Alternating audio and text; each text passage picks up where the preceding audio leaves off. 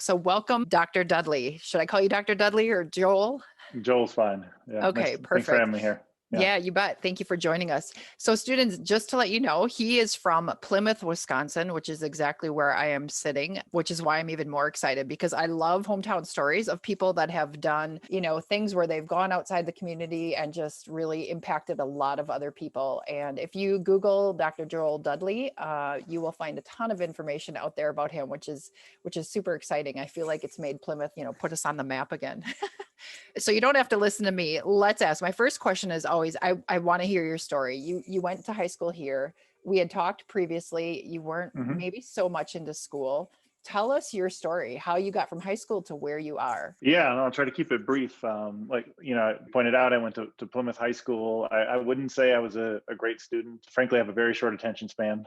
I probably have ADHD and stuff like that. Wasn't, super engaged in school, but did well enough to graduate. But when I was goofing off, I was usually like programming computers or programming my calculator or something like that. So I wasn't just being distracted with technology and science stuff. But I think it's important to point out, I ended up, just because you don't have a great high school career, doesn't mean it's the end of the world, right? There's a lot of life. After high school, I eventually did make it to Stanford for my PhD. So you could be a not great student at Plymouth High School and still make it to Stanford at some point if you get your stuff together after you graduate. So that's good. But I guess the one thing I should point out, though, is I've always been interested in science and technology. In fact, I have a paper I think still lying around from when I was in Riverview Middle School in Okay. Plymouth about careers, and I said I wanted to be a geneticist when I was in sixth grade. So it's kind of unfair because I am one now.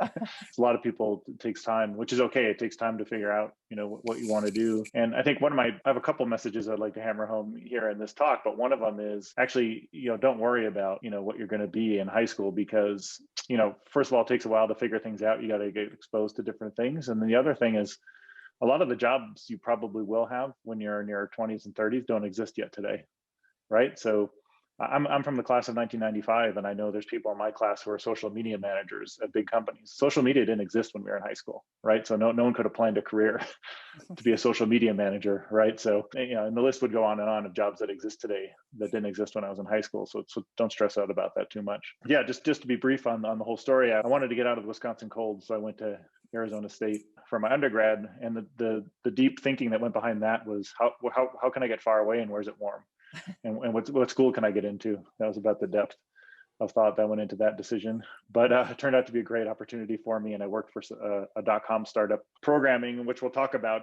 The important message here is I bounced back and forth between doing computer programming and computer science, which I mostly taught myself, and then taking microbiology and molecular biology courses. And little did I know back then is that those two things would converge in terms of computer science and engineering and biology sort of converging, which is my job today. Yeah, and then eventually got my PhD from Stanford and a degree called biomedical informatics, which puts all those together. That's enough about me, though, for my history anyway. Well, let me Yeah. ask you, when you were in high school, did you think about, did you take, we always hear about the AP courses. Was that around back Mm-hmm. then? Did you strive for that? It might have been around back then, but I wouldn't have been interested in those. So, I played lots of sports, so you can't see on the video here. I'm 6'6", 250 pounds. So Okay. I was big into sports. I was into wrestling, really big, in football, and I was more interested in those things. I was always interested in science. I always did very well in science. So I love the science classes, which I did very well in, and in classes I didn't like, I didn't do very well in, which I'm not suggesting as advice. But if I was interested in something, I did extremely well. If I wasn't interested in something, I didn't do very well, which I think is, ADHD basically.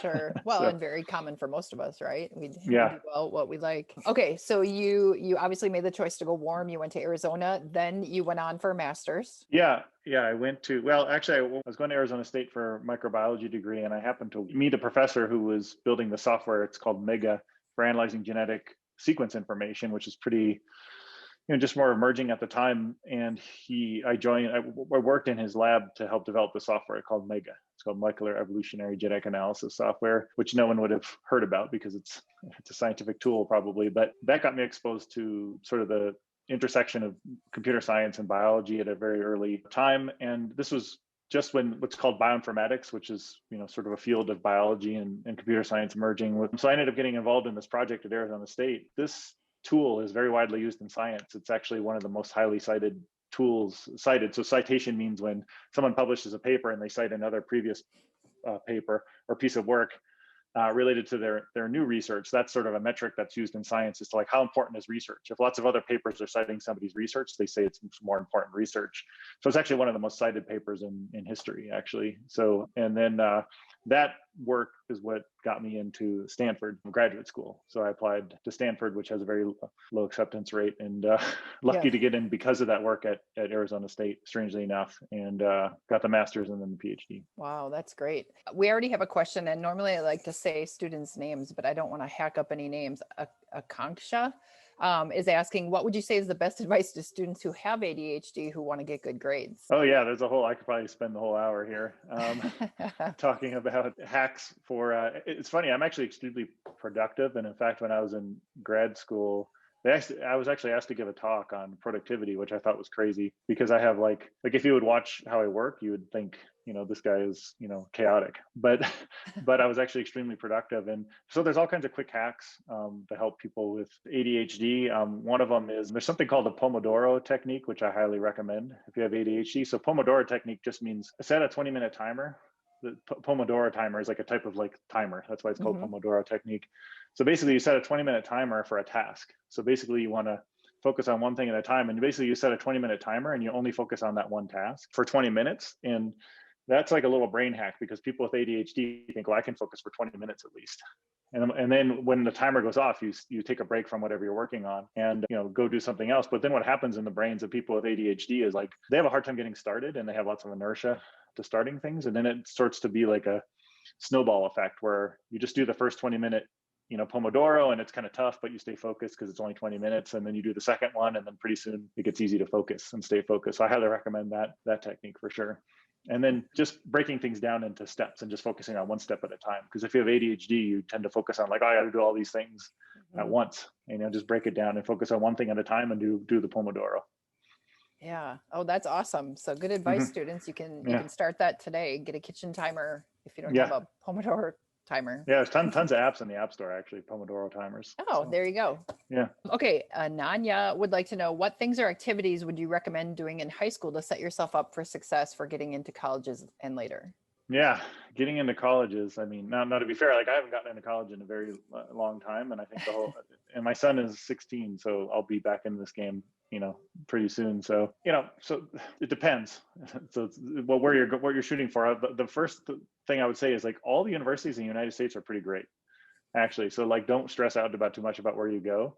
I've traveled all over the world, and I've hired. When I was used to be a professor at Mount Sinai. I forgot to leave that out, at a medical school in New York.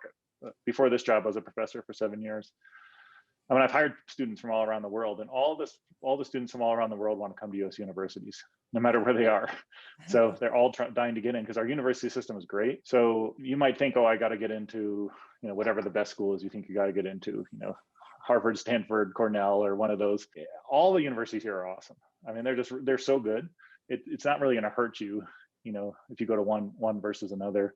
One thing that is interesting to point out about the top tier universities, which again, nobody should stress about trying to get in those, because especially the UW system is amazing. It's a great system. UW system is awesome. The University of Illinois system is great. So there's a lot of close by, systems that are good, but a lot of the universities are sort of trying to downweight, especially the Stanford's, just test scores, because they just find that people who just try to optimize around test scores and extracurriculars and things like that is not a good predictor of how well they're going to do there. So they have a secret formula they won't talk about, but which is basically what are the extra things, the unusual things that you did? Did you try to start a business when you were in high school or something like that, right? Or or there's unusual things that may seem like you would stand out. Imagine what an Elon Musk or a Steve Jobs would have been like as a high schooler. What's that extra kind of weird thing they did that suggests, they're an unusual, usually interesting person, right? So, and it's not formulaic advice. It's hard to follow. But I think the point of that is they're downweighting all these usual things that you're told, get good test scores. You should get good test scores. Take lots of AP classes, get lots of extracurriculars to do those things. But for those top tier schools, they're weighting those less and less as important. Yeah. So I don't know if that was a great answer, but yeah. What do you think about this? So I was just having this discussion lately with a friend. We were taught, go to school, get good grades, so you get into a good college, so you get a good job, so you can move up the food chain, kind of thing. it's always like you're setting your horizon forward, right? And, oh, I'll be happy when I get into that college. Oh, be happy when I get those good grades, Yeah. when I get that job. How do you think, happiness in what you're doing plays into all this? And I know this is probably a little bit more than students want, but I just think this is really important for students to realize. Yeah, that's huge. But before I'll get there. But I forgot to mention I've started some companies, and when I was a professor, I ran a huge lab, so I hired lots of people. I'm hiring lots of people now in my current role, and I've started my own companies and hired people. And the one thing I can tell you for sure is that employers never look at your college grades ever, never.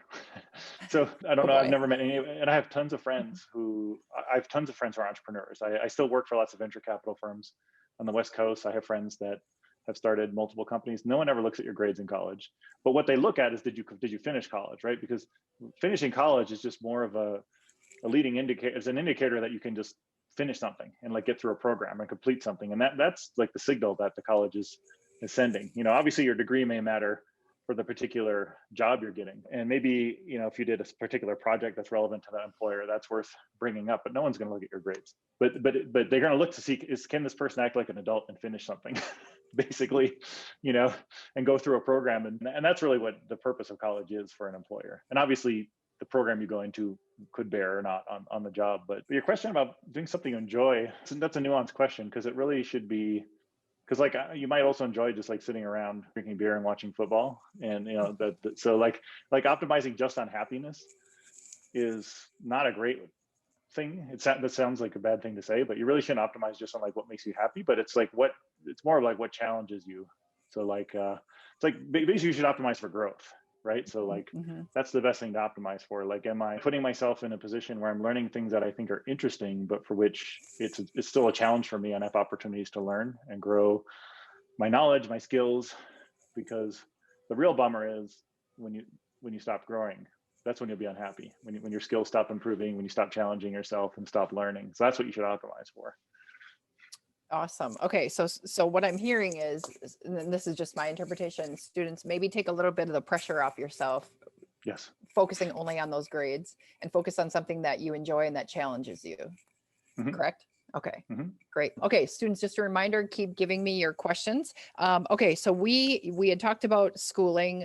You were then a professor. What led you to do that? Yeah, so when you get a PhD, of course, that's a requirement for being a professor. So a lot of people in the PhD programs have aspirations of being a professor. You don't have to be a professor and get a PhD and go to industry like I am now. But I always wanted to run a research lab because I had a bunch of scientific questions I was interested in, that I wanted to solve. And the great thing about being a professor is you just wake up and say, I'm curious about this question. I wonder if we could figure this out, and could go from there. But there's actually just a question that came in, which I can go to my next point, which is, what is the hardest thing about being a professor? So the hardest thing about being a professor is, particularly, this is true of all professors, but you have to raise your own research funding. So you might have it's very competitive actually. So you might have you might have some vision that, oh, you're hired to be a professor and the university will just give you a bunch of money and you'll be able to work on whatever research you want without any worries. So that's not true at all. So what happens is the university will hire you and they'll give you a small amount of money, what's called a seed package, to sort of get your lab going. But the expectation is that you will raise funding from like the National Institutes of Health and other grant funding agencies, National Science Foundation, to fund your research. In order to do that, you have to write grants and you compete. And some of the success rate on NIH grants is less than 10%, right? So you could submit 10 grants and one will get funded, right? So, and those grants are a huge amount of work, and it's a long time so it's actually ultra competitive to be successful and write these grants. And then you got to publish papers, is another thing and publishing is low success rate because you submit papers to journals and journals reject them. And so it's not as sort of, it is fun. It's super fun, but it's challenging. You have to do a huge amount of work to keep your lab going and compete for funding. Another question along that line is there anything you have to do after the PhD to be the professor? Yeah, one thing that's typical after you get your PhD is you get what's called a postdoc, postdoctorate training. It's not like an extra degree, but it's after you get your PhD, you might go to somebody's lab, a different lab than what you got your PhD in, and just sort of do another sort of 2 years of training as a prelude to, eventually getting a professorship. And professorships are very competitive. There's not a huge number of open professor positions in the country, depending on what you're doing. So I didn't do a postdoc, but it's very common for people to do a postdoc. What did you What did you do in your research lab? What kind of research? Yeah, I could show you a couple Oh, slides yeah, on we'd that love if that. it'd be helpful. It'd just be super quick just to set the stage. And while you're doing that, let me just share a Hmm. quick story because there were a couple questions around doing other things. So he commented students on doing other things besides like just grades, or I think it was extracurriculars. We had a biomedical engineer on a while ago, and she said Hmm. the reason she got hired at her current company was because she did acting or plays in high school and college. So she did Oh, something totally outside her realm, yes. and they actually love that. And she was glad she did it. She said because she would probably never do it again in her life. And she just found out she enjoyed it at the time. So, quick Yeah, story. and as an employer, you're often looking for that extra something, so another good one is like, what do people do on weekends? Like if I'm hiring a programmer and then I find out that they like to just program video games on the weekend, even though it has nothing to do with my job, that's just sort of tells you that it's kind of a passion for them to do that, Mm-hmm. versus that's just a 9 to 5 kind of Oh, thing for them. So I like that. So the general area I work in is called precision medicine. Precision medicine means how do we sort of redefine what our understanding of human diseases with data, and then how do we use data and information to make medicine ultra personalized? Because the way we treat people now is based on very coarse grained buckets, like, oh, this person has type 2 diabetes, so we'll just treat them how we treat every other type 2 diabetic. But what we know is that everybody's biology is really unique, and how do we measure that, and then how do we tailor treatments? But when I had my research lab, basically these are the two main questions I worked on, which you can see. It was what is health and what is disease? And we don't have great answers to those questions to actually. So our current view of disease is rooted in symptoms and anatomy, right? So you go to the doctor and like, oh, something's wrong with my heart, so I'll go see a heart doctor. Something's wrong with this organ, I'll go liver, I'll go see this type of doctor. And if something's wrong with it, right? So you head to cardiology. But what we really know about the human body is there's this complex, sort of multi-scale layer of multiple systems interacting, and they're all connected, right? So you have to, Mhm. just in one cell, you've got 3 billion letters, base pairs of DNA that make up your genome in one cell. That DNA in that one cell expresses many thousands of what's called RNAs, which you probably learned in biology, which creates many thousands of proteins, and they all interact with each other and then goes back and interacts with the DNA.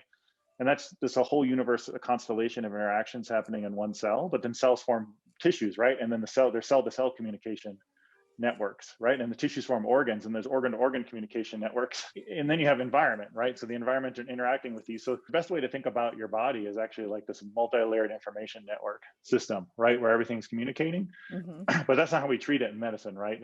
We treat it Mhm. like this machine where we can like look at these little parts in isolation. Mhm. But humans are complex adaptive systems. And that's, which means that the change over time, there's interactions.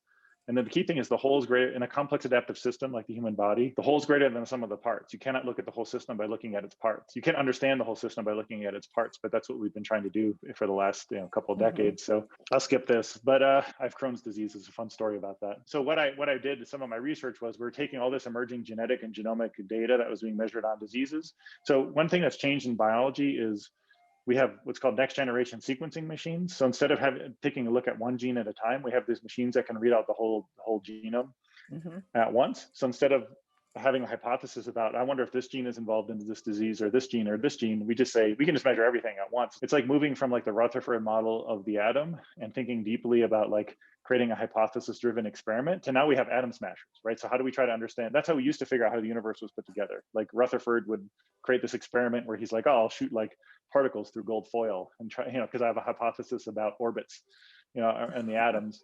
And today, what they do is in the Hadron Collider in Switzerland, they just smash atoms into pieces, and they look at the explosions that happen when they smash atoms, and they just gather huge amounts of data to try to figure out how the universe is put together. So that's sort of what's happening in biology now, is we can measure all these things that are happening across all the genes, how they're being transcribed, et cetera. So I took a bunch of this data and we asked the question, if you look at the molecular level at diseases, how they're different from people who have disease and who don't, and start to compare between diseases, does the molecular, that's called like a taxonomy of disease. Like, does a molecular taxonomy of disease look anything like the symptoms and anatomy based? So this is what we're looking at here. So then when you do that, you find like the diabetes looks like schizophrenia at the molecular level. Actinic keratosis, which is a skin disease, looks like Alzheimer's disease. And because they basically share these molecular underpinnings. Mhm. And then you can do all kinds of cool stuff with that information. And you can even take this up to the patient level. So what you're seeing here is a study we did where we took all the electronic health record data from tons of patients in the health system I worked in. And what we did is we took everything that was ever measured on blood test, height, weight, any diagnosis they ever got, and we took everything and we said, hey, does this patient look like this patient, look like this patient, like across everything we ever measured on them. And then we basically created the similarity map of patients based on everything we know about them. And then what you find is, so each dot is a patient or group of patients who are similar based on everything we've ever measured on them, irrespective of whatever disease they may have or not. And the coloring here is coloring patients with type 2 diabetes. And what you find is, even though we think this is one disease, those patients are everywhere in different parts of this sort of patient similarity map.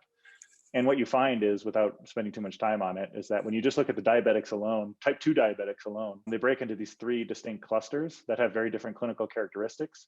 So even though this is type 2 diabetes, the provocative idea here is there type 2, type 3, and type 4 diabetes. Right. And then I don't have time to go into it, but I will call it this book. I've done a lot of work on artificial intelligence in healthcare. And if you're interested in that, there's this great book called Deep Medicine, which is a popular science book written by Eric Topol, who's a friend of mine, just sort of talking about sort of the emerging applications of AI in healthcare. And I'll selfishly admit that one of my papers is featured in this book. So, oh, great. And the other thing I'll mention is the last thing I was doing at Mount Sinai was thinking about how you get better leverage AI in healthcare, which is the doctor's office. This was an old presentation from 2019. Yeah. These are real pictures. Like, your doctor's office hasn't changed that much, in that those are real pictures, real timestamp pictures. Mm-hmm. So we were thinking about how to re-envision the clinic. So this was a clinic I built at Mount Sinai that was collecting millions of data points of information on each patient, so that we would collect huge amounts of information to better personalize medicine to the patient. So. Wow. I'll stop sharing there. I could go really off the rails on my presentation. Oh my gosh, I love this.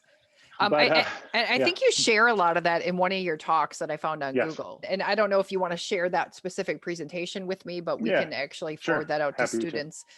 Because I think for the science students, I think it's so fascinating. But we do have a whole bunch of questions that came in. Yeah, let me get to those. Those are more important. Yeah. Well, and some of them revolve maybe around what you're talking about, and some of them are more personal or different. But Kinsey wants to know, how do you create motivation for yourself? Is it more difficult for you to stay motivated due to the pandemic? Great question, Kinsey. Yeah, I mean, it's just like, my answer is going to be annoying, which is I just love what I do. So it's not hard for me to create motivation. Like, I'm one of those annoying people that would say I'd work even if they didn't pay me, because I love what I do, which is really annoying to hear. But no, that's awesome. It is hard, but my company actually is. So I work for a company called Tempus, which is a technology company in healthcare, which kind of does what I did as a professor at very large scale. And they're just very good at sort of remote work and keeping people engaged and that type of thing. So. Yeah. I wish I had a better answer, but. Here's a question. Is it better to and this is going back to the college thing, is it better to show colleges you are doing and participating in a variety of things in high school, or just having maybe one or two main things? Yeah, so it's really hard to say, because each college is going to be different for sure. And I have been out of that game for a long time. I think it's hard to say, because you'd have to say, like, what are those things that you're doing? I think what they're generally looking for is like, what is something you're doing outside the normal of what's expected of you, to do, or do you have any unique passions or or things like that you're pursuing to some degree and demonstrating excellence or whatever. But unfortunately, that's a hard question to answer in a short amount of time. But I'd be happy to have someone email me those questions, which I can give longer answers to. Oh, wonderful. We have another question. Do you think schools should start emphasizing computer science courses? Seems like computer sciences will ultimately intersect with numerous fields. That's one of the things on my list of things I make sure I mentioned in this talk, which was everybody should learn computer science. Everybody should get exposed to it. Now, you shouldn't feel bad, like, if you try computer science and you're not good at it and you don't like it, but being exposed to computer science will be extremely helpful, just to understand, what goes behind it, because basically every job is becoming a data, oriented job. So like every job, marketing used to be an art more, right? Like marketing used to be, I kind of have an intuitive understanding of this demographic and, and how to market to those people. And now marketing is totally data driven, right? So they do what's called A/B testing, if you're not familiar with it. So what, you guys don't know this, but what Amazon does, every time you pull up Amazon.com, you might be seeing a different version of Amazon than someone else is seeing, actually. And then they do what's called A/B testing, and they try to make changes to the website. And what they do is we'll just show 500 random people the website with the logo here, and another people with the logo at the bottom, and then we'll see if people buy more stuff. Right. And between those two groups, then they run statistical tests. And even that design of websites is now sort of a data-driven thing through A/B testing. And marketing is highly data-driven with all the metrics they get from social media, for example. So I'm just pointing out marketing because it's something you would think is like art and creative, Mhm. which is even becoming very data driven. And all aspects of business, the ability to use data analysis tools is going to be critical. So it already is. Yeah. And Um, computer science will give you a good background. So on that. Yeah, and this kind of segues into your work. What are some ways that you collect data from patients? I'm going to read this and then we might have to go back. What would you say are the most important parts of personalizing healthcare and why it's so important? And is medical history important in personalizing healthcare as well? So first question, what are some ways you collect data from patients? Yeah, well, everything from what's in their electronic medical records, from blood tests and things like that, to measuring their genetics, right? In terms of measuring their genome. But it sort of depends on the disease in terms of what's more important, right? So I'll give you an example. In cancer, once you have cancer, it's less important to know your history and lots of other things about you, because cancer is by definition a genetic abnormality where basically your own genes mutate and you acquire mutations, which are called somatic mutations that only exist in your body. And the whole way you treat a cancer now is to sequence the tumor and sequence your normal DNA and look at which genes are driving the cancer. So in that case, you'll only need to know, for the most part, what are the genetic factors driving your tumor and how to target treatments to those. But in diseases like cardiovascular disease and diabetes and diseases like that, and also for cancer risk, before you get cancer, knowing family history is extremely important. Family history, which of course is correlated with genetics, is important. But diseases like diabetes and cardiovascular disease are also very environmentally driven. So, knowing your environment that you live in, lifestyle behaviors and things like that. And that's something that, like the electronic health records that you might have from your doctor's office, capture poorly. So now there's a whole field of research called what's called patient-reported outcomes, which is how to use things like, the phone. Like there's something called Research Kit that Apple created to sort of create sort of privacy-preserving ways to collect health information through the phone, the Oura Ring, which I have on, which is a smart ring, and things like that. So that's sort of one of the next frontiers in medicine, is how do we collect this sort of patient-reported outcome information to better understand those types of more environmentally and behavioral-driven diseases. I just had a question pop into my head back to the cancer thing. You're on the genetic variant of that. What about the other, I don't know if it's another frame of thought about the mitochondria being, it's not a genetic disease, it's a disease of lifestyle, the mitochondria. Yeah, it still could be genetic. So when I talk about genetics, so you have your DNA, which is just your genome, but the way to think about your DNA is it's just sheet music, right? It doesn't really tell you. So I can sequence your genome, but that doesn't tell me what's actually happening in your body right now. Right. So there's different types of omics, so there's transcript omics, which is measuring the RNA levels, the transcripts that are produced off your DNA, which sort of tell you what's going on. And one of my expertise is in tying all those omics together, those different layers to build a bigger picture. So there's DNA and there's RNA, which tells you which genes are being expressed. And then there's something called epigenetics, which is chemical modifications that can change. So you'd have the same A, T, Gs, and Cs in your DNA, but you would have other extra chemical modifications that might change how that part of your DNA functions. And then we have different types of instruments that measure transcriptomics or epigenetics and different types of tools. So those other omics, or proteomics, measuring all the proteins in your body, metabolomics, measuring all the metabolites in your body. So stitching all those together is what helps us get the bigger picture of what's going on. Okay, great. We'll go back to the questions. What would you say are the most important parts of personalizing healthcare and why it's so important?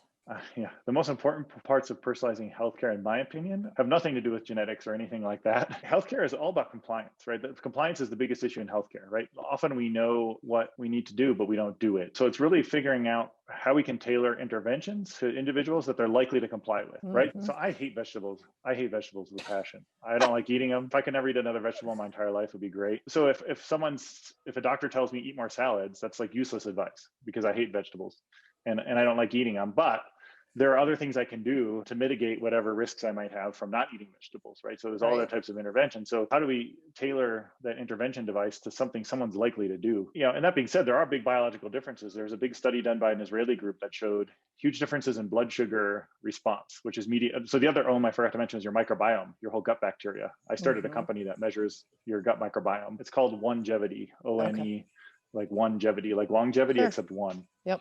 We'll call Onegevity Health. And your gut bacteria has a big effect on your metabolism. So what happens is you eat foods, and then all the bacteria in your gut also eat foods, and then the nutrients, and they provide nutrients to you by breaking down fibers and things, for example. So that can have a huge effect on your blood sugar. So I could eat an apple and my blood sugar won't spike, and someone else could eat an apple and their blood sugar goes crazy. So we do this in other companies where it's like, okay, well, eat a pear instead of an apple, and you'd be surprised, like that can have a huge effect on someone's blood sugar based on their microbiome. But I think compliance is the biggest issue. prescribing things people are much more likely to actually do and stick with. Yeah. Do you think not liking vegetables is a learned response from, because you had mentioned before you had Crohn's, a learned response from the pain or? Probably a little bit, but I have a rare bitter taste gene. So I've had my whole genome sequence. So you guys, if you're ever doing in school, those bitter taste tests where they give you some people have a gene where they can taste bitter chemicals that other people can't taste. Sure. And they used to do this like paper test where you'd stick a paper in your mouth and half the class would be like, oh, gross. And the other class would be like, I don't taste it. So I have a couple of these rare bitter taste genes where I can taste lots of bitter chemicals and plants that other people can't taste, to the point where like I could barely tell you the difference between a carrot and a broccoli if you would blindfold me, if you and mush it up. They taste about the same to me. Wow. Which is like garbage. But but the flip side of that is I like really bitter stuff. So like, like baking chocolate, which is like 100%, like I can eat that like a candy bar, and and it tastes good to me. And I drink pure black coffee, Yep. and it tastes like sweet to me. So I have a really messed up palate. Oh, great. Okay. So back to questions. Is medical history important in personalizing healthcare as well? Yeah, we talked about that a bit, which is some of the best predictors of your health is going to be what happened to your parents and your parents' parents. Which is intertwined with genetics, but it's also intertwined with shared environment, right? So as well. So family and medical history is super important. What's going to have a bigger impact, genetics or lifestyle today? Oh, lifestyle for sure. It depends on the disease. And the problem is we have a hard time measuring lifestyle, which is why I was pointing out sort of the Oura ring and the things. So that's why nutrition advice is such a mess, because we have a hard time measuring. For every study that says you should do one thing, you can find another study that says to do another thing, which is because most people lie on self-reported diet intake forms. Right, So right. the ability to measure the environment, and there's actually a friend of mine, a professor named Chirag Patel at Harvard. He's a professor at Harvard now. We went to school together. But he's working on this whole field of what's called the exposomics, right? So like, how do we, in a sort of untargeted way, sort of measure all the environmental components that someone is exposed to, and then try to figure out the health correlations there. So that becomes particularly important in like early childhood development, right? So, as the brain is more plastic and the body's more plastic, are you getting exposed to bad things, which can have lifelong consequences? Right. And kind of along those lines, the student asked, do you think the patient's past or present is more important? For example, an ex-smoker or an ex-obese person? Again, I'll say it depends on the disease.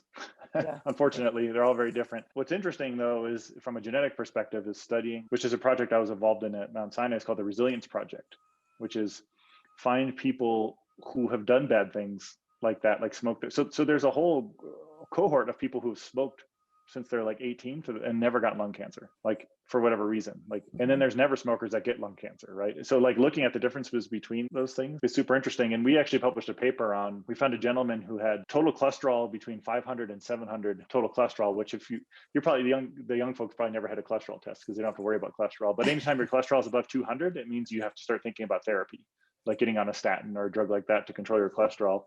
So he had a cholesterol between 500 or 700, and he was in a 70, and he's had a 500 or 700 cholesterol his entire life. We did what's called a calcium scan of his arteries, and they're clean. They're clean as can be. So there's all these mutants out there. Yeah. What's interesting there is what were his HDL and LDL, and then what was the, going into the LDL, what was the real amount, not the calculated amount kind of thing. Yeah. One thing that COVID highlighted, which a lot of us have been focused on, is the immune system is really the root of most diseases, your immune system behaving badly. And COVID, it actually looks like an autoimmune disease when it is raging through your body, because it basically invokes what's almost like an autoimmune response of your body is sort of attacking itself. And everything from Alzheimer's to diabetes and schizophrenia, they're all starting to show immune components. And your immune system is actually regulated a lot by your gut bacteria. Believe it or not. But we don't have good tools today that tell, like, how healthy is your immune system? I don't know. Like, if you have too many white blood cells, then we think you have leukemia. If you have too few, then we think you have anemia. And everything in between, we don't know. So like, there's no tests really. Like, you can't go to the doctor and say, hey, how healthy is my immune system? Yeah, but what the data is showing is that it's probably one of the most important things for every disease, including cancer, because immune cells. So do you think how often you get sick with colds, flus, those types of things is a good indicator? It's hard to say. It could be an indicator of a failing immune system or a robust immune system. We just don't know. So there's a need for tools. And I think, COVID, so we still don't know, like, why do two people who look roughly the same in terms of health, why does one go to the ICU when they get COVID, and why does one kind of just barely get the sniffles and it's fine? Right. So I would say the immune system is one of the next big frontiers in Yeah. this area.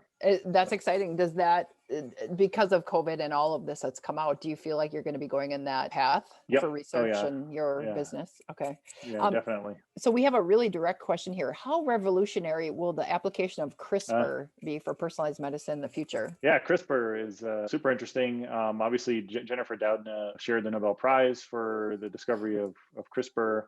There's an interesting book out on her, Walter Isaacson. She happens to be on the board of our current company Oh, that I work for, which is great. Yeah, so CRISPR was basically what we did. So for those that don't know really quick, is we basically figured out CRISPR was a tool used by microbes, so basically bacteria, to sort of defend themselves against bacteriophages, which are viruses that attack bacteria.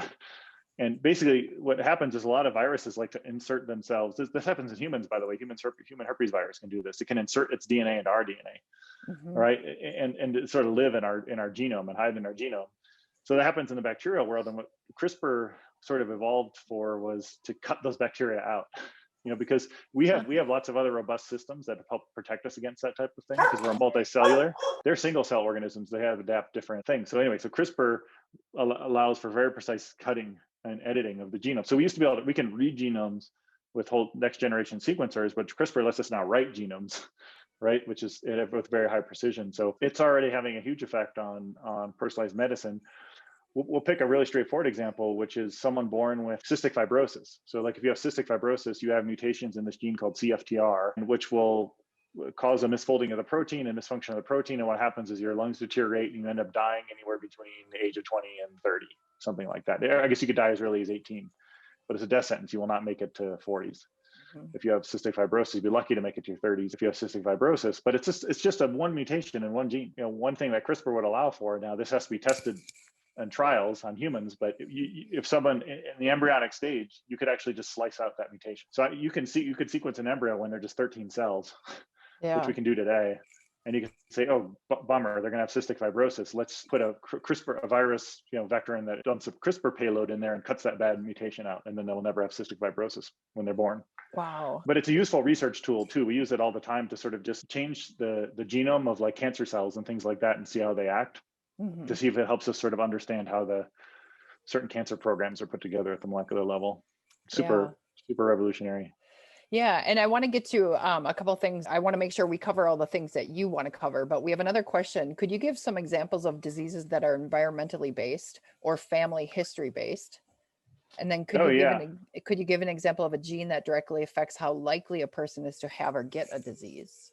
Yeah, great. So again, the big ones that affect most people, or that most people would have to worry about, that are largely environmentally driven, would be cardiovascular disease and diabetes, right? There's a concept in genetics called heritability, and heritability loosely means like how much of a disease, how much of the variation or the presence of a disease in a population can be explained by genetics. At a very sort of simple way, you could say how genetic is a certain disease. So diseases like diabetes and like type 2 diabetes. So type 2 diabetes is when your pancreas still works and can produce insulin. Type 1 diabetes is when you no longer produce insulin in your pancreas. So those are different. And then you have to take insulin. And that's with type 1 diabetes. I'm talking about type 2 diabetes, where you have something like insulin resistance. But diabetes and cardiovascular disease have a heritability of like around 18 to 20%, which means about 18 to 20% of the disease as it exists in the population could be explained by genetics.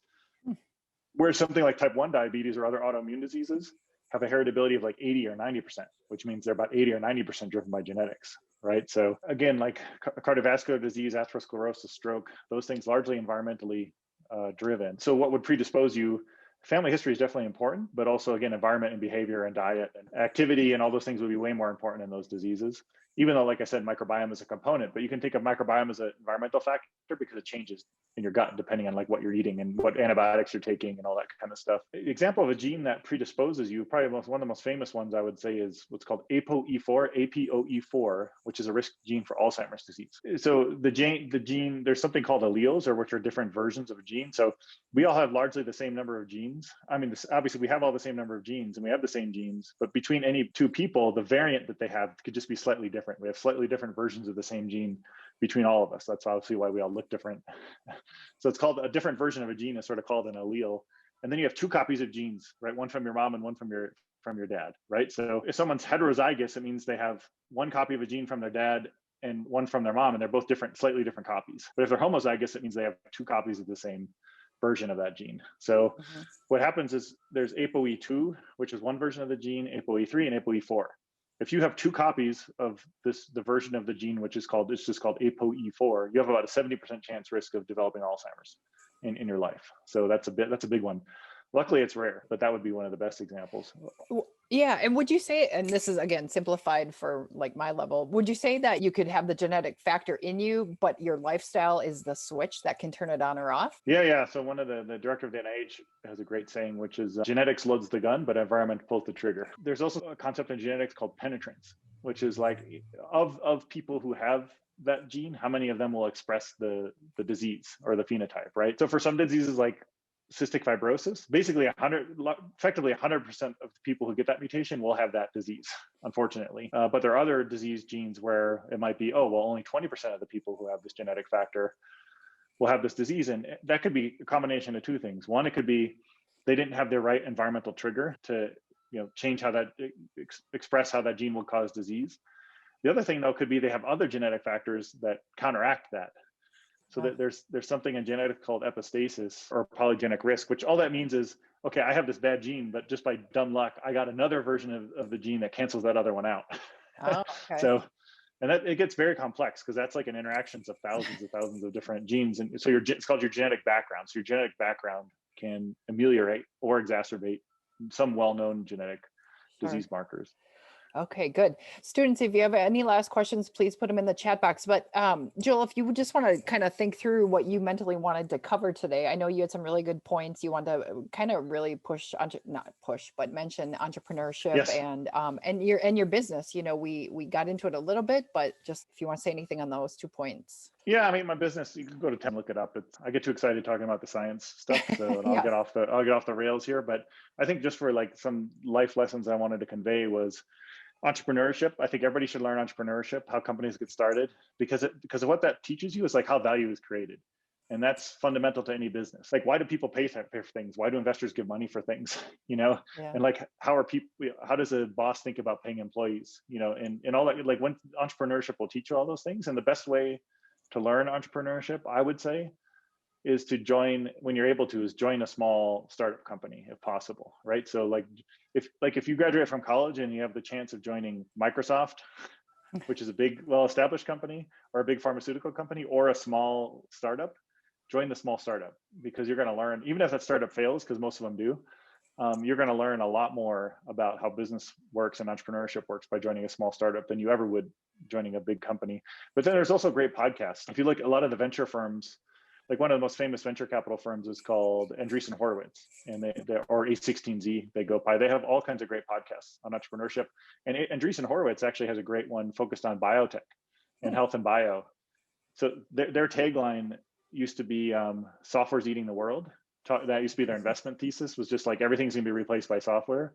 And now they just updated their tagline to biology's eating the world, because now their whole investment thesis, they used to be a pure tech investor investing in, social media companies and enterprise cybersecurity companies, but now they're focused on bio and healthcare, and they have a great podcast, just the A16Z podcast, which is an excellent podcast. So there's a lot of entrepreneurship content on internet. The other thing I want to point out is, this is like a general employee thing, as someone who's been a boss, is always follow a problem with a solution. This is like one of the easiest like employee hacks ever.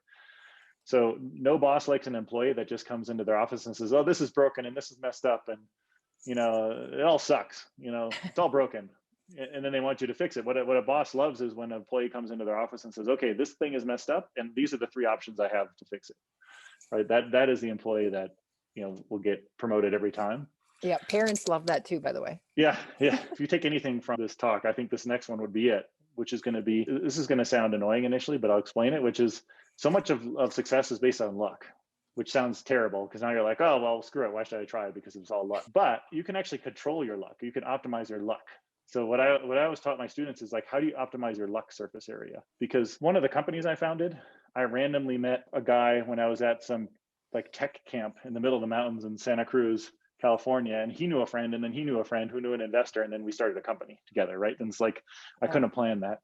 But the way to think about increasing your luck surface area, so imagine like an XY plot, where like, one axis is like doing stuff and accomplishing things, and the other axis is talking about them.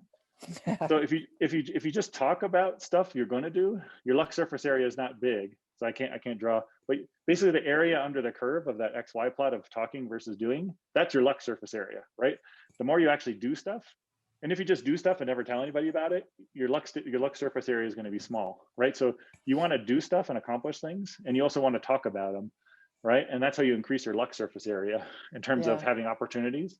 The other way to increase your luck surface area is by the number of interactions you have with people, actually. So just by the virtue of the number of the probability of luck in your life will go up based on the number of interactions you have with different people. Simple, actually. So Yeah. so you can optimize for luck, actually, and I it's love possible. Yeah. That's awesome. Any other points that you wanted to make quickly? Oh, I think the last one would be, since you're all in Wisconsin, is, someone who's lived in, myself, like I've lived in New York City and Silicon Valley.